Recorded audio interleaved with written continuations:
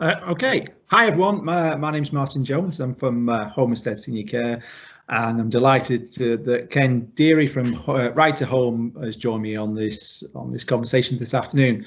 We're founder members of a consortium of home care providers who are lobbying for a revision to VAT status of social care, and it's absolutely critical for the importance of social care to become zero rated in the future. And I suppose it really started with the pandemic and the cost of PPE, which initially attracted VAT that we were unable to claim back, that brought the issue into sharp focus. So in today's conversation, we're going to start to talk about why we are lobbying for this change and how it would help to shape the future of social care and how vital it is for our sectors. Ken, do you want to outline the current situation of the VAT? Yes, please. Thanks, Martin. That was a good summary. I think it's worth stating from the outset that our objective is to reduce the sector's VAT burden, but for a reason. So providers can reinvest the money into their businesses to improve both the client and the caregiver's experience. This isn't about anyone lining their own pockets. This is about the client and caregiver experience. Yeah, I totally agree with that point, Ken. It's a great point, well made. That we're both here, and the consortium's here to enhance the client experience and make a better care experience as well. You know, I'm just thinking about Homestead, for example. I was doing some maths on the back of a cigarette packet, if you like, and it's working out just the VAT bill just for PPE and how much it costs us annually for the network. It's over £900,000. So I mean that's big number. That's a lot of cash. That's a big number, and we can just think about it. How much, if we could reinvest that into the business, and across, we've got near enough 220 offices now, and how much they could reinvest in training and development for the team, new equipment, even more additional people. Yeah, it's amazing, isn't it? So, I think that's what we should look at, and the investment we could really make and the difference we can make to the client and carer experience. Yeah, definitely, Martin. Just to outline, though, the issue for anyone who's actually listening to this, the current status of VAT is that what services we provide are exempt from VAT. That's right. And that means that, as you know, Martin, we don't charge VAT on our services, but we can't reclaim VAT on any of our operating expenses. Mm-hmm. So if we were successful in getting zero rated VAT, as opposed to where we are on exempt, we would continue not to charge VAT on our services to the most vulnerable in society, but we'd be able to reclaim the VAT on our expenses, such as VAT on any PPE going forward after we've got the relief, on utilities, on rent, repairs, and many other services we all know we pay on. This is one movement that will benefit the whole social care sector, but in particular, smaller independent businesses, because this sector, as we know, is made up mainly of small independent businesses who, work on tight margins and are struggling to stay afloat. If these small businesses were to go under, what would be the result?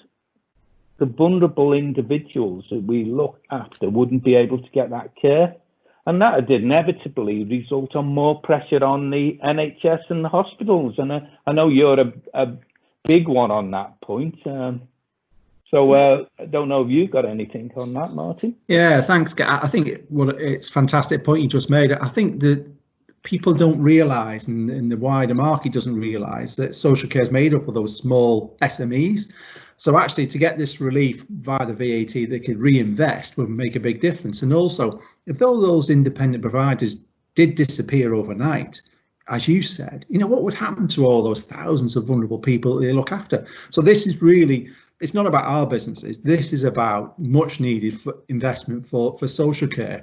And if we got zero relief on VAT, it'll make a massive difference. And it's interesting to reflect from the sector perspective. If you look at Lang & Breeson's most recent report on the home care sector, we provide more than twice as much care than people who use care homes, which I don't think people truly appreciate, do they? No, and you know why? Because social care's acted as the silent partner, hasn't it? It's really propped up the healthcare system. We've just gone about our job quietly in the background, and we really took the pressure, I believe, off both the NHS and the care homes by supporting people to live safely and independently in their own home. And of course, preventing hospital admissions.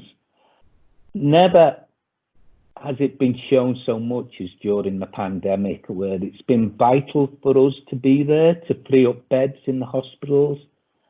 And basically, the transmission rate of coronavirus amongst our business of providing care in the community has been so low. It's kept us out the press, really, hasn't it?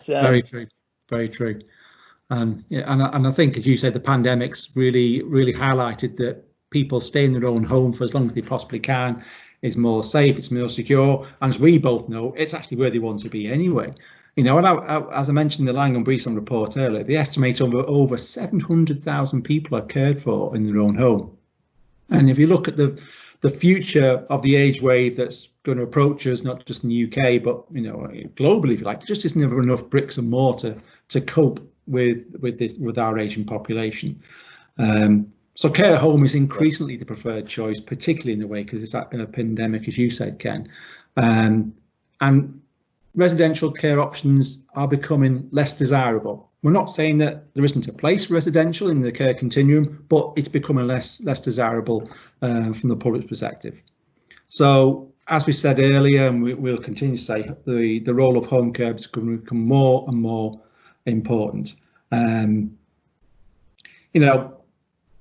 But we have to invest. And through the pandemic, we've both and other businesses have looked at how we invest and how we embrace technology enhancers into our sector and how we push that forward. But as we said, these things require money. These things require investment, don't they? One thing we haven't talked about, Martin, is how quickly our sector, i.e. the home care sector, embraced things like social distancing, PPE. We got PPE very quickly, washing our hands, just everything that meant there was a very low transmission rate in home care. I think, by being quietly working in the background, we've really done a great service for our clients during that period. And another thing we haven't touched on is really the importance of recruitment and retention in our sector. We do know that we won't be able to bring people in from abroad. That's one of the things that the government have decreed. So what we want to do is attract the very best homegrown carers and compassionate people to come in and work in care. And that's something I know you share the views of me, that we need the best people in here, but we need the money to be able to invest in wages, in technology, in training, all the things that you alluded to before.